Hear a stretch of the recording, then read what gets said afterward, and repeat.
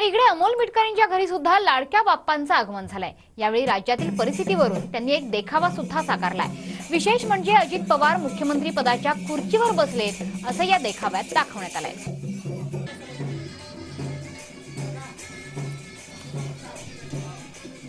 तर अमोल मिटकरींच्या घरी बाप्पाचं आगमन तर झालेलंच आहे, मात्र राज्यातल्या वेगवेगळ्या प्रश्नावरून, राज्यातल्या राजकीय परिस्थितीवरून सुद्धा त्यांनी एक देखावा सादर केला आणि विशेष म्हणजे मुख्यमंत्री महाराष्ट्र शासन असं लिहिलेल्या खुर्चीसमोर स्वतः अजित पवार बसलेले आहेत। त्याच्यामुळे अजित पवार हे मुख्यमंत्री व्हावेत अशी इच्छाच अमोल मिटकरी यांनी गणरायापुढे व्यक्त केलेली आहे।